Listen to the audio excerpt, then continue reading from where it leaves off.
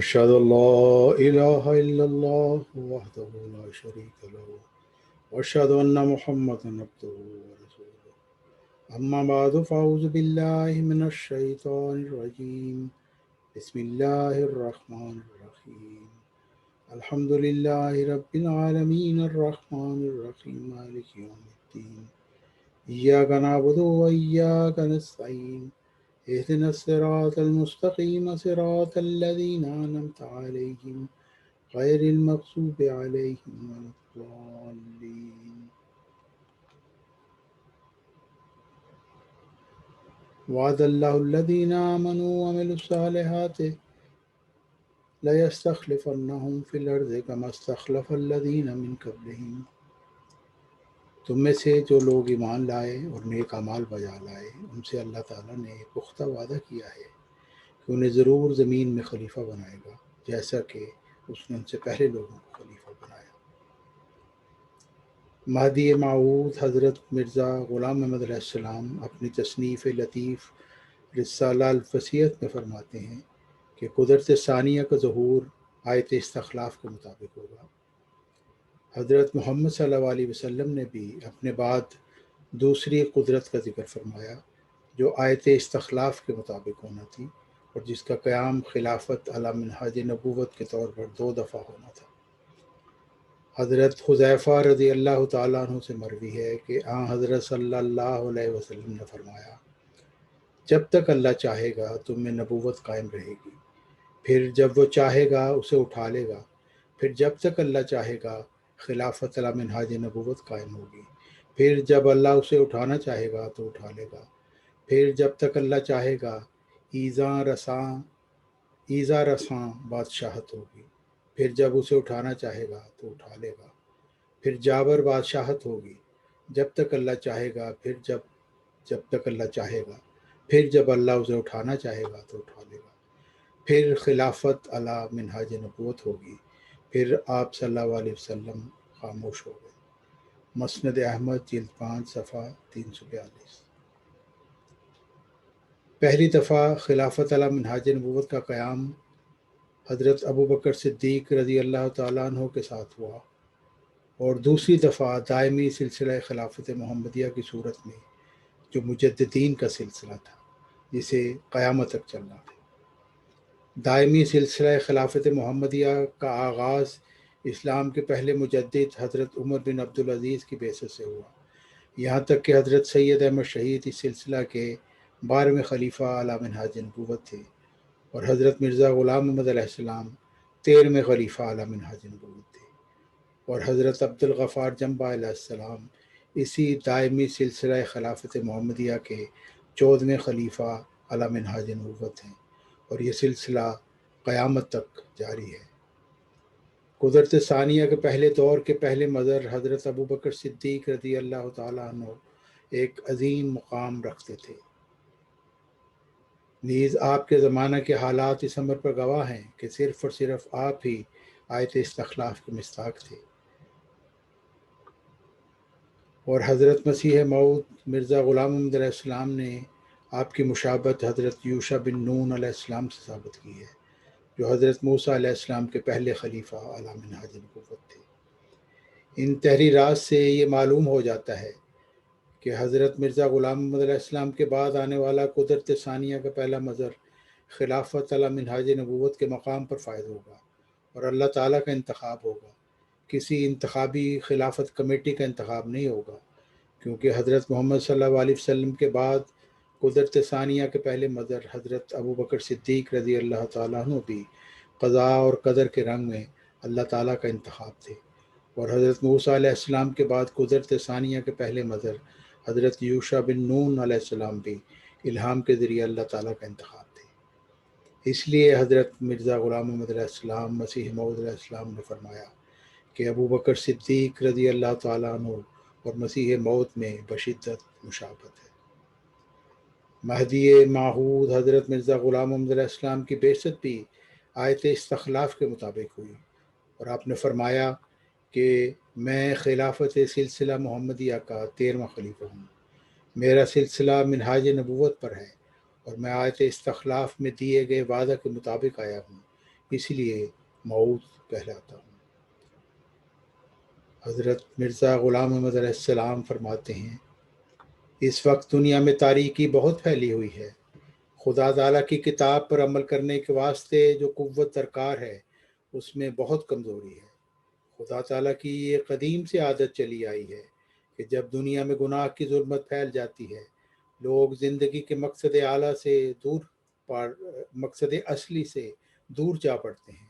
اس وقت اللہ تعالیٰ خود اپنی طرف سے ایمانوں کو تازہ کرنے کے واسطے انتظام کرتا ہے اور مصلح اور مجدد مبعوث کرتا ہے۔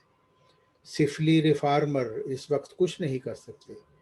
خدا تعالیٰ کے مقرر کردہ لوگوں ہی کا یہ منصب ہوتا ہے کہ دلوں پر قابو پا کر ان میں پاک زندگی پیدا کر جاتے ہیں۔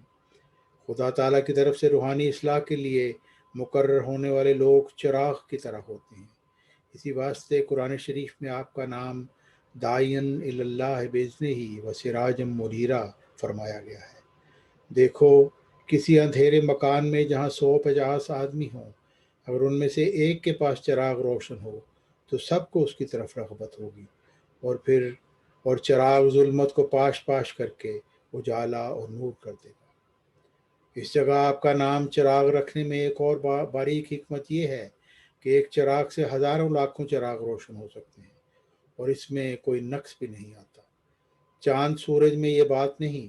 اس سے مطلب یہ ہے کہ حضرت صلی اللہ علیہ وسلم کی پیروی اور اطاعت کرنے سے ہزاروں لاکھوں انسان اس مرتبہ پر پہنچیں گے اور آپ کا فیض خاص نہیں بلکہ عام اور جاری ہوگا۔ غرض یہ سنت اللہ ہے کہ ظلمت کی انتہا کے وقت اللہ تعالیٰ اپنی بعض صفات کی وجہ سے کسی انسان کو اپنی طرف سے علم اور معرفت دے کر بھیجتا ہے اور اس کے کلام میں تاثیر اور اس کی توجہ میں جذب رکھ دیتا ہے۔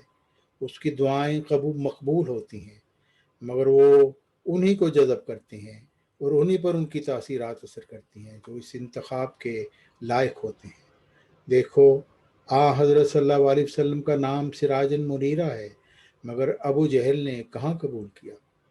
جس طرح بارش آسمانی سے زمینیں اپنی استعداد کے موافق روئیدگی پیدا کرتی ہیں، کہیں خس و خاشاک اور کہیں گلاب کے پھول، بین ہی یہی حال روحانی بارش کے وقت انسانی روحانیت کا ہے۔ عادت اللہ اسی طرح پر ہے، کوئی نرالی بات نہیں۔ آدم سے لے کر حضرت صلی اللہ علیہ وسلم تک سلسلہ وحی جاری رہا۔ بعد میں اللہ تعالیٰ نے فرمایا کہ وہ تجدید دین کے واسطے مجدد پیدا کرے گا۔ تجدید کہتے ہیں کہ ایک کپڑا جو میل کچیل سے آلودہ ہو گیا ہو اس کو دھو کر صاف کر لیا جاوے اور میل اس سے قطعاً الگ کر دی جاوے اور بالکل نئے کی طرح کر دیا جاوے۔ اسی طرح جب دین میں ایک زمانہ گزرنے کے بعد عقائد اور اعمال میں طرح طرح کے گند داخل ہو جاتے ہیں اور ایمان کی بنا صرف پرانے قصہ کہانیوں پر ہی رہ جاتی ہے اور قصوں کے سوائے کچھ ہاتھ میں نہیں رہتا، تو اللہ تعالیٰ نے ایسی حالت میں اسلام کو حضرت صلی اللہ علیہ وسلم کی زبانی یہ وعدہ دیا ہے کہ ہر صدی کے سر پر ایسا شخص بھیجتا رہے گا جو تجدید دین کیا کریں گے، مگر 14ویں صدی کا سرا تو بجائے خود 26 برس بھی گزر گئے۔ آنے والا حسب وعدہ حضرت صلی اللہ علیہ وسلم عین وقت پر آ گیا، مگر یہ لوگ اب تک بھی شک میں ہیں اور مجھ پر خام خواہ جھوٹ اور تہمت سے الزام لگاتے ہیں کہ نعوذ باللہ میں پیغمبروں کو گالیاں دیتا ہوں، مگر کیسا ہی خبیث اور ملعون ہے وہ شخص جو کہ برگزیدہ بندوں کا انکار کرے یا ان کی کسی طرح سے اپنے قول سے یا فعل سے توہین کرے۔ یہ بھی مجھ پر الزام لگایا گیا ہے کہ میں معجزات سے منکر ہوں، حالانکہ میرا ایمان ہے کہ بغیر معجزات کے زندہ ایمان ہی نصیب نہیں ہو سکتا۔ عقل انسان کا کہاں تک ساتھ دے سکتی ہے اور اس کی مدد سے یہ کہاں تک ترقی کر سکتا ہے؟ خدا تعالیٰ زندہ موجود ہے اور جس طرح اس نے پہلے کام کیے ہیں اب بھی ضرور ہے کہ اسی طرح کرے۔ کیا وجہ کہ پہلے معجزات اور خوارق پر ایمان لایا جاتا ہے اور گزشتہ کا حوالہ دیا جاتا ہے؟ کیا خدا بڈھا ہو گیا ہے یا خدا کی قوت گویائی جاتی رہی ہے یا اس کی قوت نصرت اور قدرت کا سلسلہ ختم ہو گیا ہے؟ حال کے فلسفہ والے ان باتوں کو نہیں مانتے، مگر میں خود اس میں صاحب تجربہ ہوں۔ جس طرح پہلے نشان ظاہر ہوتے تھے اب بھی ہوتے ہیں، اور اسی طرح خدا تعالیٰ اپنے خاص بندوں کی تائید اور نصرت کرتا ہے، اور اسی طرح وحی اور الہام سے ان کی تائید کرتا ہے۔ اگر تمہارے اعتقاد کے موافق مان لیا جاوے کہ اب کوئی سلسلہ وحی و الہام نہیں رہا اور وہ مردہ ہو گیا ہے، تو مردے سے کیا امید رکھ سکتے ہو؟ کیا مردہ مردے کو زندہ کر سکتا ہے، اور اندھا اندھے کی راہبری کر سکتا ہے؟ میں سچ کہتا ہوں کہ خدا تعالیٰ اسی طرح زندہ ہے جس طرح حضرت صلی اللہ علیہ وسلم کے زمانہ میں زندہ تھا۔ خدا تعالیٰ نے ہمیں ایک خاص مقام پر پہنچانے کا وعدہ کیا تھا، کیا وہ ہمیں راستے میں ہی چھوڑ دے گا؟ مثال کے طور پر بیان کرتا ہوں کہ مثلاً ایک اندھے سے کسی نے وعدہ کیا کہ تمہیں مدراس یا کلکتہ تک پہنچا دیں گے، مگر جب وہ نصف راستہ میں پہنچا تو اس کو چھوڑ دیا۔ اب وہ نہ ادھر کا رہا نہ ادھر کا۔ کیا یہ انصاف ہے اور ظلم نہیں؟ ہم خدا تعالیٰ پر ایسا الزام نہیں لگا سکتے کہ اس نے وعدہ تو کیا کہ قیامت تک خلفاء اور مجددین کا سلسلہ جاری رکھوں گا، مگر ایک خاص وقت کے بعد اس نے ایسا کرنا چھوڑ دیا۔ سورہ نور میں آیت استخلاف کو غور سے پڑھ کر دیکھ لو۔ میں بھی اسی وعدہ کے موافق آیا ہوں اور اس واسطے موعود کہلاتا ہوں۔ ملفوظات جلد پنجم۔ یہ مضمون جاری ہے، مزید تفصیل اگلے خطبہ میں بیان کی جائے گی انشاءاللہ تعالی۔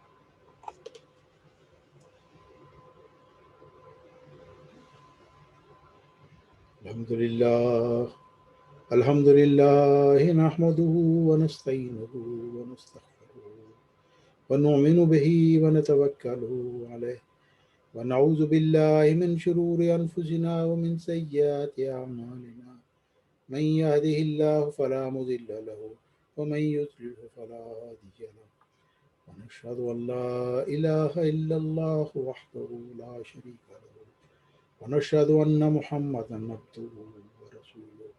عباد اللہ رحمكم اللہ، ان اللہ یامر بالعدل والاحسان وایتاء ذی القربى وینہی عن الفحشاء والمنکر والبغی یعظکم لعلکم تذکرون۔